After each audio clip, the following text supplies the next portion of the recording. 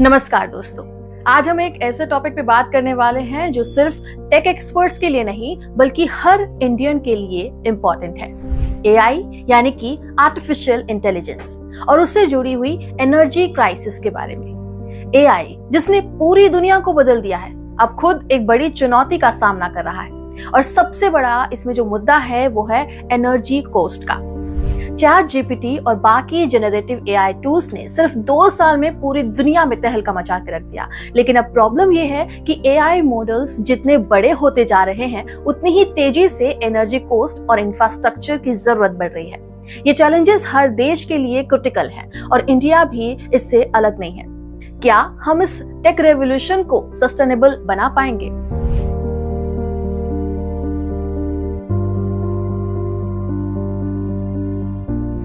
AI model जैसे कि chat GPT या गूगल के सर्च एल्गोरिथम को ट्रेन करना यानी उन्हें सिखाना बेहद एनर्जी इंटेंसिव प्रोसेस होता है। जितना ज्यादा डेटा, जितने बड़े मॉडल्स, उतनी ही ज्यादा इलेक्ट्रिसिटी और रिसोर्सेस लगते हैं। और इसका मतलब है कि हर बार जब हम इन सिस्टम्स का इस्तेमाल करते हैं तो ह्यूज एनर्जी कंज्यूम होती है। आइए सबसे पहले समझते हैं कि आखिर ट्रेनिंग क्या होती है। एआई सिस्टम को स्मार्ट बनाने के लिए उन्हें लार्ज अमाउंट ऑफ डेटा पर ट्रेन किया जाता है। मतलब है कि उन्हें बार बार डेटा दिखाया जाता है ताकि वो पैटर्न को समझ सके और फिर प्रेडिक्शंस कर सके।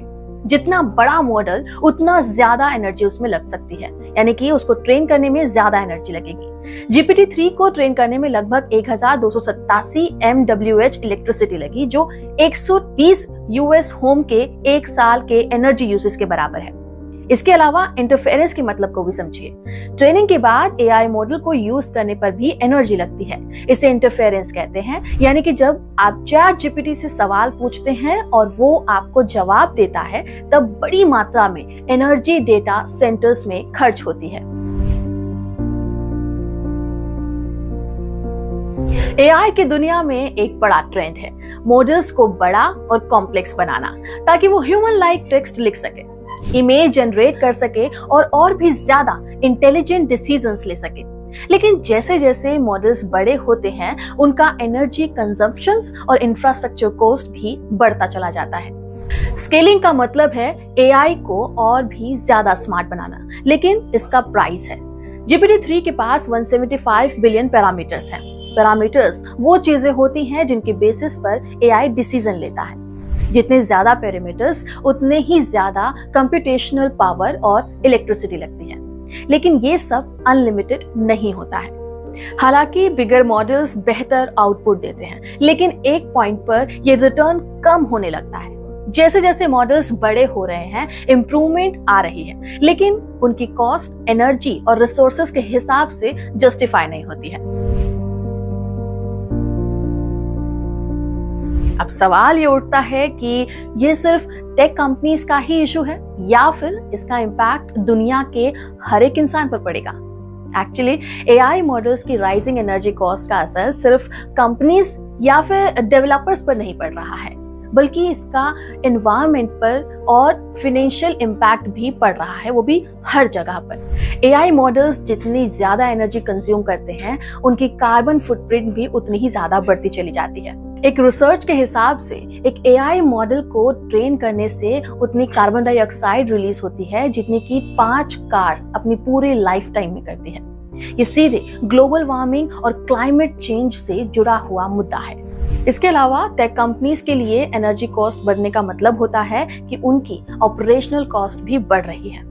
डेटा सेंटर्स जो एआई को चलाने के लिए यूज होते हैं उनको मेंटेन करना बहुत महंगा होता है और ये महंगाई कस्टमर्स तक भी पहुंचती है। एआई का ग्लोबल कंपटीशन भी काफी ज्यादा बढ़ गया है।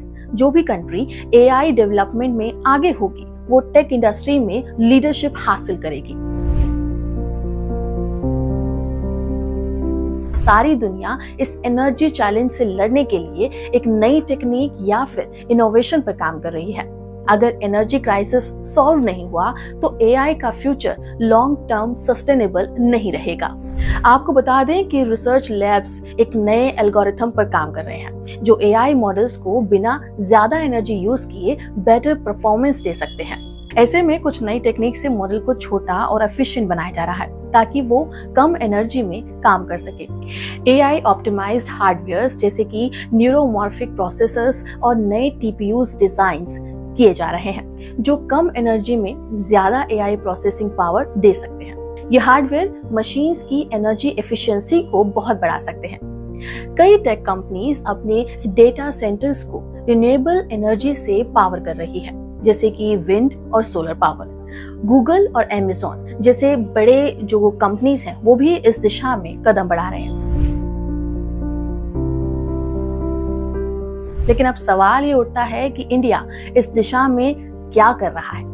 इंडिया ने एआई में बहुत तेजी से ग्रोथ की है, लेकिन एनर्जी कॉस्ट और सस्टेनेबिलिटी एक बड़ा चैलेंज है।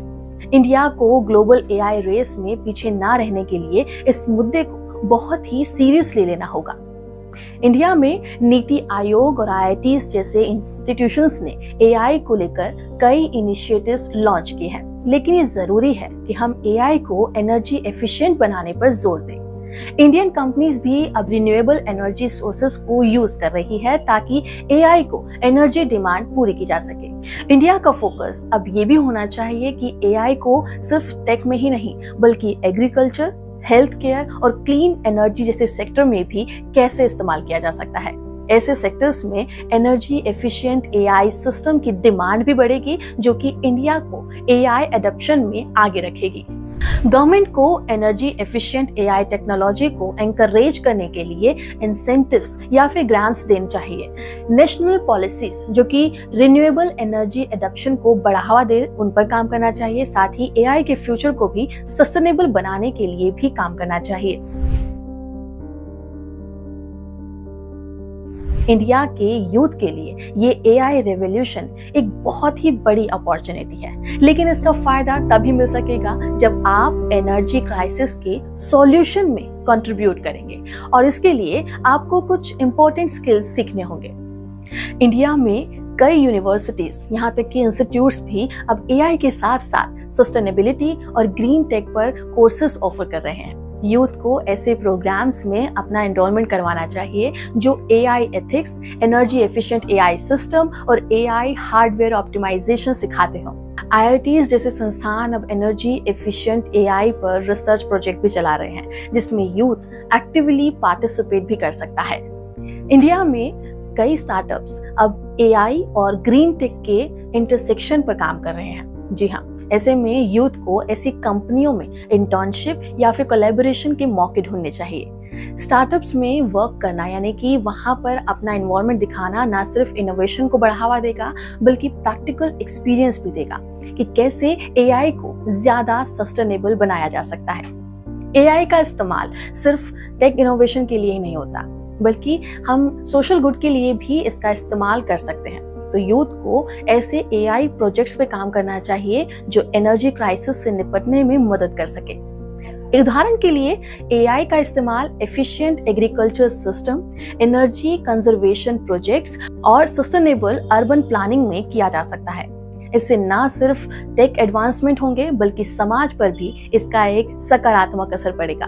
इंडियन यूथ को रिसर्च और इनोवेशन में आगे बढ़ने के लिए प्रोत्साहित किया जाना चाहिए। जो भी स्टूडेंट एआई में इंटरेस्टेड हैं, उन्हें energy efficient AI system, algorithms और हार्डवेयर पर फोकस करके सॉल्यूशंस ढूंढने होंगे।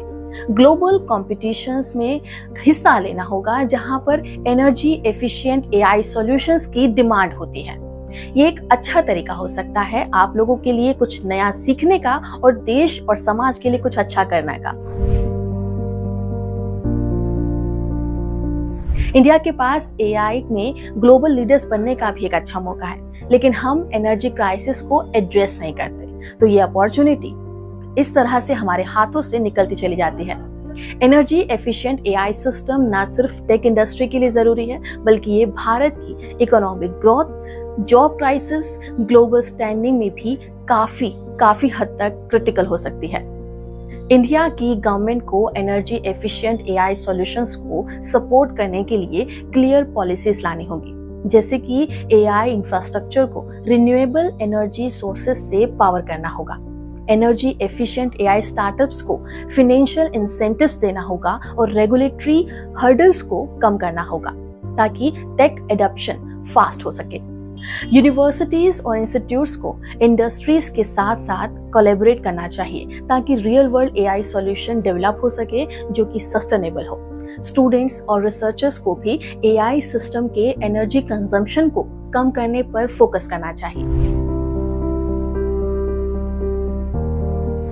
दोस्तों, एआई का फ्यूचर हमारे हाथों में है। अगर हम अभी से एनर्जी एफिशिएंट सिस्टम पर फोकस करें और सस्टेनेबल सॉल्यूशंस ढूंढें तो न सिर्फ भारत एआई में ग्लोबल लीडर बनकर आ सकता है, बल्कि हम एक एनवायरमेंटल फ्रेंडली और सस्टेनेबल फ्यूचर की तरफ भी बढ़ सकते हैं।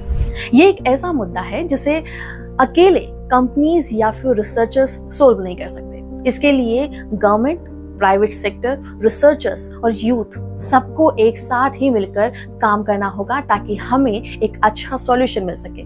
साथ ही साथ इंडिया के यूथ के पास एआई रेवोल्यूशन का हिस्सा बनने का एक बड़ा मौका है। अगर आप सही स्किल्स और सही माइंडसेट के साथ आगे बढ़ते हैं तो आप न सिर्फ एआई सिस्टम को बेहतर बना सकते हैं, बल्कि एक सस्टेनेबल और सक्सेसफुल टेक इंडस्ट्रीज को भी शेप कर सकते हैं।